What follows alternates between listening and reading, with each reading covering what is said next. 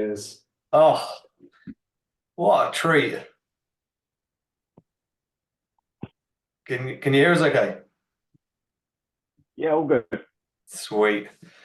Thank you first and foremost for agreeing to do this with us because I know your time slots were quite um pinicky. So I think Lisa got on to you and spread some lies about us being nice guys or something like that. So you Yeah. obviously got it hook, line, and sinker.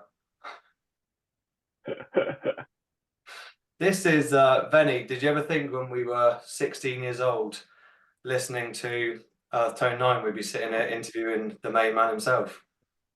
I don't think I'd thought that far ahead, but no, probably not.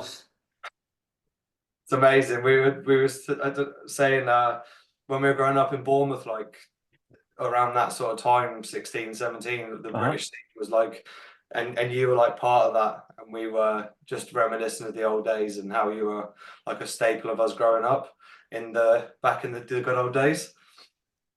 Yeah, man. Did you come see us at like the Anvil or anywhere like that when we used to play there with Snub? Or was that a bit before your Oh time? yeah, Snub for sure. With Choff. I mean, Uh, with from Snub, yeah, Snub. for sure. Yeah, wasn't the lead singer called Choff though? Chop, yeah, the lead Yes, singer was called yeah, Chop. that's right. Yeah. Good Yeah. guy, good guy. There was a load of good bands out in Bournemouth around that time. Jeez, that's some time ago though. Anyway, Carl, thank you for joining us and congratulations on the new album, which has been out now Thanks so much, dude. a week. Yeah, man. Yeah, it came out last Friday, I think. 21st, wasn't it, I think? Yeah. Something like that. Well, look, I don't know if you've listened to our review. We loved it. How have you found all the feedback from all the various outlets? It's been amazing so far, yeah, like really, really positive. You know, the odd stinker in there, but you know, that's life. Really? Who was that? Let's name and shame them. Do you know, it was like a Euro zine. So it was one of those funny things where you run it through Google Translate and it was like, there is nothing redeemingly useful about this in the world, kind of thing. Brilliant. No, but you know, apart from the odd anomaly like that, where it's probably someone that doesn't like the sort of music that we make, so there's not like their opinions invalid, but if they don't like that style of music, they're not going to have very much good to say about that style of music. You know what I mean? But everything else has been extraordinarily positive, actually. You know, when we spent ages just existing in our little echo chamber vacuum, wondering if we were going to ever get to put out an album again, and if that album would be under the Earthtone 9 moniker, you know, for years and years as we just chipped away at this material. You know, you can get so close to what you're doing that you don't know if it's good anymore. You know what I mean? And then you're just like in a what is life situation where you just carry on because you started, and then every now and again you try and recalibrate and figure out what is the intent, if you're aligned with that, and if you think it matches up with other stuff that you've done in the past. So it's just And a weird, am I right in saying weird progress. Around 2022, you sort of put out, or the band put out a statement saying we're taking I don't know if it was hiatus or whether that was it around then, 22 or? Yeah, I think so. Trying to remember. Yeah, it must have been. Like, it was we had a bunch of like attempts at getting together to write new material, and it felt good initially, and then when we sort of listened to the material, we're like that we're not moving things forwards. Doesn't feel like it would be. We wouldn't be adding anything to what we've done to put it out. But then there was still some cool like heritage stuff happening where people were asking us to come and play stuff, and I feel like everything was in this peculiar holding pattern where it was all about the past, not about the now or the future. and it was like the third year that we'd had an offer from Arctangent, and it kept being canned because of the pandemic. And I think that, yeah, we had an offer that still stood. I really wanted to do it. There wasn't much interest from the other guys for a variety of reasons. And I was just like, you know what? If we can't write material that we agree on, and we can't figure out a way of the five of us getting ready to play a fucking gig, then we're not a band. We're just a memory. Fair enough. And so yeah, at that point it was like, okay, let's draw some sort of line under it, and then figure it out from there, because it was just this weird like I said, a holding pattern thing, and I was getting frustrated, and it was getting tedious to keep sort of going on this loop. Yeah, so that was when we sort of drew a line under it. But yeah, Owen had this great material. He was thinking about doing another band or a solo record, whatever the fuck a solo record would be for him, because he writes most of the Earthtone material, or he's certainly like the genesis point for almost all of it. And I heard it and it was rad, and I was like, can I write some top lines for it? And then we were riffing around what we would do with that, or if it would ever be a thing, or if it was just an avenue for personal expression as we sort of enter the next phase of our middle age and don't know what to do with creativity anymore. Yeah, so those songs on the new album were sort of knocking around for a while, because I just find, like, when the 2022 statement came out about the hiatus, or whatever you want to call it, to then release an album so quickly was a bit confusing. Yeah. So yeah, where are we? Yeah, I feel like probably half of the songs came. We did a lot of writing in that pandemic period. Okay. Probably, I would say between 30 and 40 songs. And then I would say 5 or 6 of them are on the album, and about 3 or 4 songs came together quite rapidly, sort of probably in the spring and summer of 2023. And then we ended up finalizing the deal with Candlelight in the summer of 23, I guess, and we recorded it in the autumn. So wow. With bands, there's always a hurry up and wait kind of thing. So you're doing preparatory stuff all the time, and then sometimes it sort of comes together quite rapidly, or has the appearance of doing so. But I guess the reason that some of those songs came together really quickly, was that we were on a roll, we were feeling inspired and excited, and also that we'd exercised those muscles a lot over the sort of previous years. Good. Benny, let you have a little word in. Yeah, I mean, to me, the album, it's something we said throughout the review, the album sounds really fresh to me. And it doesn't sound in any way like those songs have been kind of sitting around on a dusty shelf for a long time. It sounded really fresh and really vibrant. And is that something you felt in that kind of energy of, like you say, that momentum building up towards recording records? Yeah, I mean, I guess relatively speaking, it's not like they were archived for many years. And also what we found was happening was, as we were locking in and getting on this roll, even I think Under the Snake is probably one of the first songs that Owen and I wrote, and that probably got rewritten 4 or 5 times. Like, the core elements are there, but lots of embellishments and changes were happening. And even the song form changed in the studio. An example would be, I don't know if you guys know the song well enough, but there's this really cool drum part that leads into the midsection, and Lewis, the producer, was like, that is a killer end to the song as well, and it would be a real surprise if we use that part and put it onto the end as a sort of outro. So even though that song is one of the oldest ones on there, it became fresh and different from us recording it to a final standard, and Lewis having that sort of insight or that knowing that we didn't have, you know. So that typical thing where you might think a song is finished, but the sort of iteration of finalizing it sort of changes it. Yeah, And I so mean, yeah, they Yeah, absolutely for feel sure. And fresh.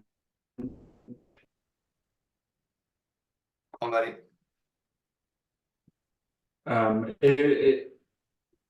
Thanks, Ray. I mean, you've mentioned, maybe we could speak a little bit about what it was like to record with him and why you chose him. I mean, to me, he's been an MVP in the UK scene for a long time. I love Rolo Tomasi. I love the work he did with Ithaca, Employed to Serve. Like, I think he's incredible. What was it about him that you wanted to work, or what was behind your decision to work with him? I really liked the last couple of Employed to Serve records, and I sort of shared with them with Owen, and we've spoken about the tones. And then Darren Toms, who's A&R at Candlelight, just when he was thinking about Earthtone, he was like, you know, it would be, are you open to doing a refresh, or do you want to work with people that you've worked with in the past, you know, in terms of the visuals and how the album's going to sound? And the reason that we wanted to work with Darren was that we really respect his perspective, and there's been, you know, many times where he's moved the needle in terms of bringing music over to the UK, and it's sort of, you know, blown up. And so we always have trusted his opinion and his judgment. And he was like, I think you should work with Lewis John. I think he's doing great stuff, and that's what he did. You know, he brought a really fresh sound to the band. I've said this in a bunch of interviews, but he's the sort of producer where you know the sound of his work, but he doesn't impose a stock sound onto bands. He sort of amplifies, or it accentuates their sound, but just puts it through this wonderful filter of clarity. And he's an exceptional musician and creative. And so, you know, he's a great engineer and a great producer and a great songwriter as well. And so all of those things just really elevated the album. Yeah, and that is very audible as well. Pearl, just quickly, you mentioned Darren Toms there. Am I right in saying Darren Toms was in Landmine Spring? Yeah, he was in Landmine Spring. He worked at Plastic Head Distribution for years when I was there. He is in, oh God, I've just forgotten the name of his band. Oh, yeah. They just did a tour recently supporting someone. Yeah. Yeah, I mean, he was in a band that didn't do anything for very much for a while. They were signed to Victory. You know, they're a really good band. And yeah, he's just been part of. I've known the dude for 25 years. You know, I met him at a show, I think maybe in Exeter, and then I worked with him for a couple of years. But you know, this is the dude that licensed The Illusion of Safety by Thrice to Golf Records in 2003 or 2004 and released it in the UK. This is the guy that did loads of deals with Tooth and Nail's catalogue to bring some of those killer metalcore bands to the UK. I think he probably licensed the first couple of Under Oath records and gave those a UK release in the days before Spotify meant that we became a sort of territoryless music sharing globe. You know what I mean? He's been at the forefront of cool heavy music for a long time. absolutely love that album. Is it Elephantine? Is that how you say it? Elephantine or something like that? Yeah. It was, Hmm. and I think, correct me if I'm wrong, I think you toured together after you did a guest vocal on their song, or was it the other way around? Something like that. Do you know what? I mean, that period was very busy until it's all a bit blurred now. We definitely played a few shows with them. I definitely Yeah. guested on a tune. Yeah, so our sort of our professional lives and our creative lives and our social lives sort of been intertwined for a long time. Oh, I'm starting to think now, Benny, we might have seen that Landmine Spring Tone 9 tour now that I'm talking about it. I mean, it was a long Yeah, I time mean, ago. I think yeah, it was, and I saw Earthtone 9 many, many times back in the day. So it's hard to disentangle a few of those shows. But yeah, we were certainly huge fans of Landmine Spring album soundtrack, a few summits for sure. So yeah, no, it's nice that these people who clearly have still got a lot of passion for the music are still very much engaged in doing it. And Sorry, you broke up a bit there, mate. there's not really a question. All right. That's all right. I'll ask Carl one then. So Carl, the one thing that stood out for me on the album was your vocals still, and they sound, Oh, thank you. I don't want to seeing this as a negative thing, but they sound exactly how I remember Earthtone 9 being, and they're still so clean and you know, you've still got that sound you had all those years ago. And I'm just wondering, is there anything you've been doing specially to keep that sound, or is it just luck? Mm, I mean, I really like singing. It's one of my favorite things to do. I had vocal lessons for a couple of years when I was younger, and yeah, I mean,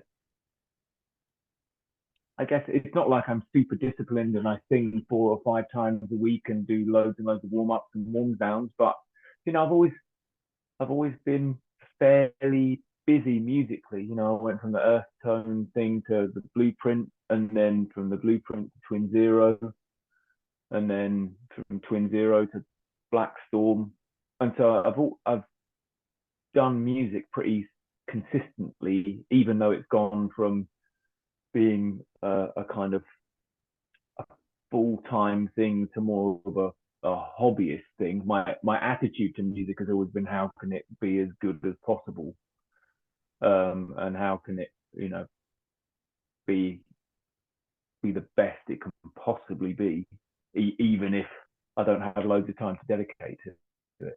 And so yeah, I mean, you know, I've been singing for a long time, but I'm not super old. So it's not I like didn't say I that. feel like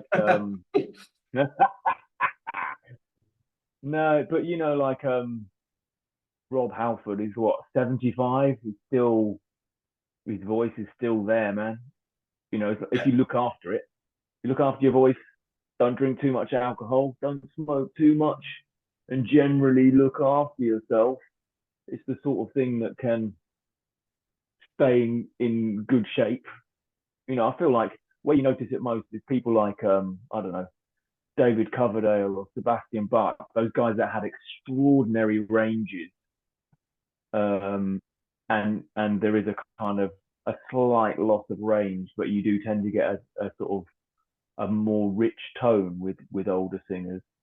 But I guess, you know, Halford is kind of like the exception to that that rule, because he also sings like super high, but it's a bit of a falsetto kind of thing, you know. But Bruce Dickinson's still smashing it, so Yeah, Chuck Billy's still smashing it, yeah. We actually and so yeah, but we saw Judas Priest at the weekend, and okay, he just, like you were saying, Yes, you cannot believe he is singing live. It just doesn't make sense.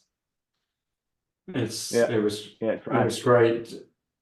Joey, although so no drinking, no joking. I mean, your voice is going to be in the gutter in a few years, mate.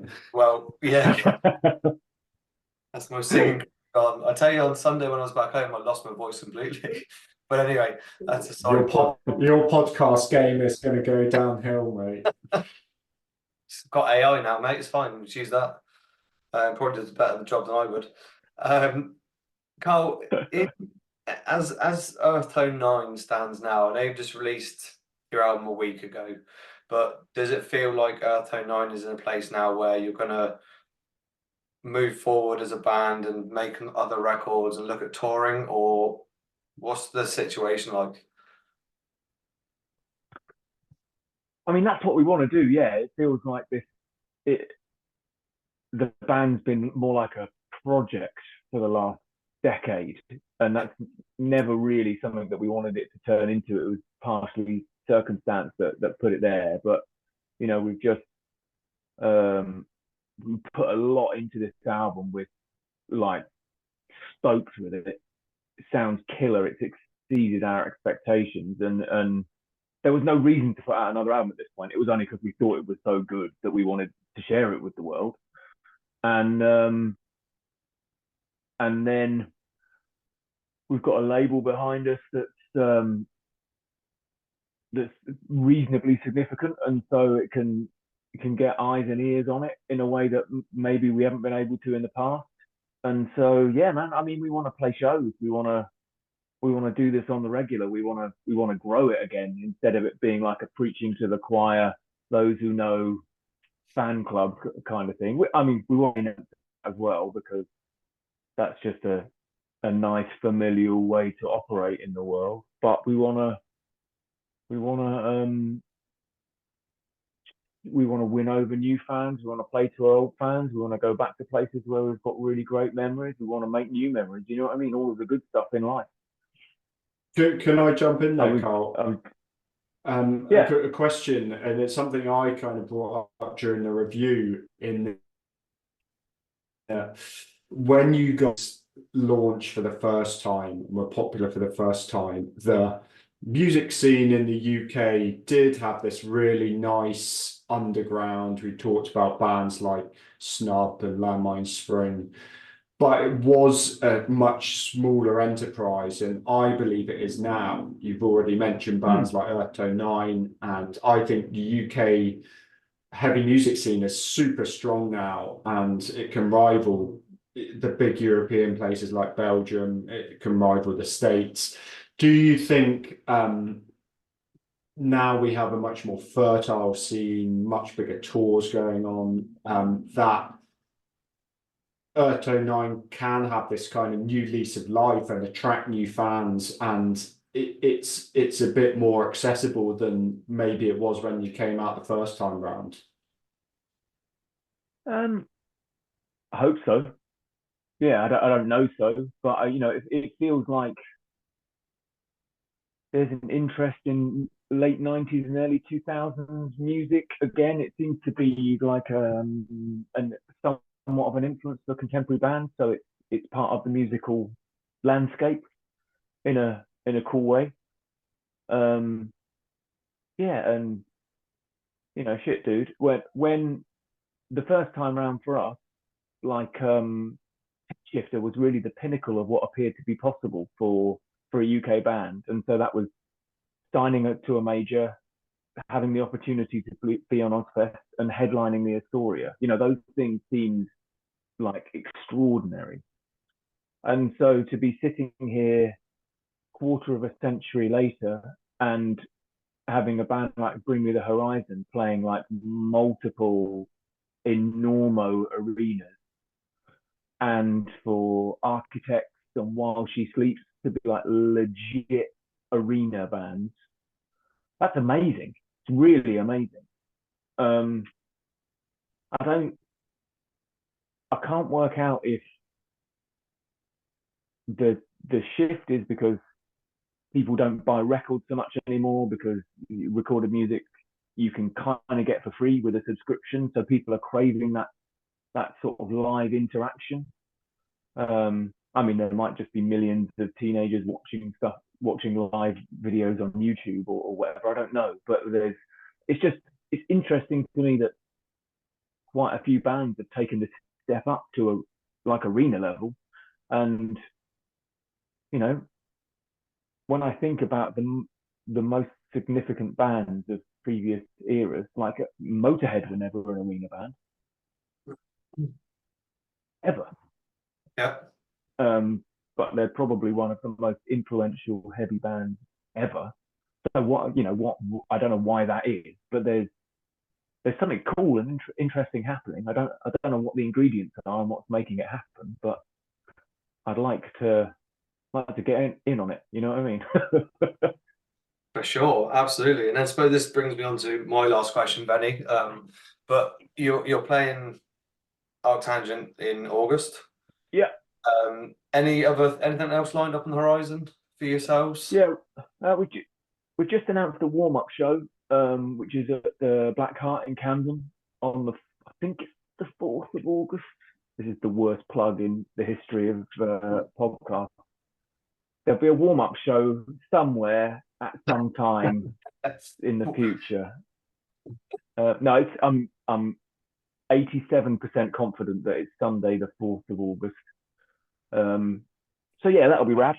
And then, I mean, because we've been away for so long, it feels like we're in this like boy who cried wolf in reverse kind of thing, where it's like, no, we are serious. We are going to be a band. We are going to do stuff. We are committed to being an actual thing in the world.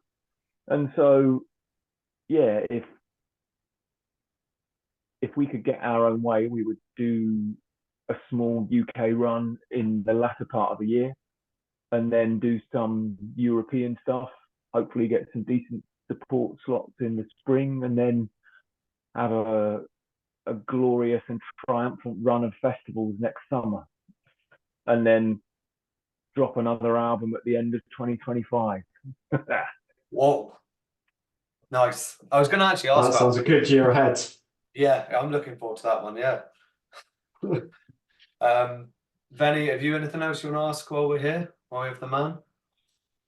No, I mean it's been a pleasure speaking to you, and a pleasure really reconnecting with your music, because listening to this new album, it's something that Jerry and I talked about. We weren't really sure what to expect. We didn't have huge hopes, I don't think it's fair to say, but as soon as I pressed play, like this really just a smile on my face. It wasn't just this nostalgic thing, it was a freshness and a vitality that I thought, that's what should a band is coming back and releasing new music. So yeah, that's again not a question, it's just what I wanted to say. Thank you. Yeah, I'm really happy that came across, because with hindsight, it felt like for the last album, which was now a million years ago, it felt like a really grown-up record. Great songs, great sound, but it's like the thing that Mastodon have done, where they've clearly become more accomplished. They can write better songs, they can probably play better. But when I want to listen to Mastodon, I put on March to the Fire Ant. That's just what happens, because it's the greatest thing ever. Yes. And so I was just like, I don't want to be one of those bands where people stroke their chin and they're like, that's a very good song, and he's obviously a very good singer. I don't give a shit about that. I want people to be like, fuck. It's the energy and the passion and the visceral thing about heavy music that's the thing that's awesome about it, and you can't really describe it with words. It's a feeling. And we just didn't want whatever we put out to feel tame and overly familiar. We wanted it to be consistent and have all of the hallmarks and the stuff that we think is what makes us special and that we're good at, but we also wanted it to be like familiarity with a really good twist. And we didn't want that twist to be like grown-up tameness. We wanted it to be savage. Well, job done. And all I'll say is I'll echo Vinny's sentiments that you know, thank you for putting a smile on our faces with the new album. It certainly made me happy to see Earthtone I'm glad it did it. back out again, and thoughts of, you know, never knowing whether it was going to happen. And like you said, Arctangent a few times was cancelled and blah, blah, blah. So we're going to be there in August to see you. And I'm Amazing. sure a hell of a lot of people will be in there, whatever tent you're in or stage, it's going to be chockers. So, Karl, thank you for your time. It's much appreciated. And we Thank you. wish you best of luck for the rest of the year and the next album in 2025. Thank you, gents. Take care. Cheers, Karl. Thanks so much, man.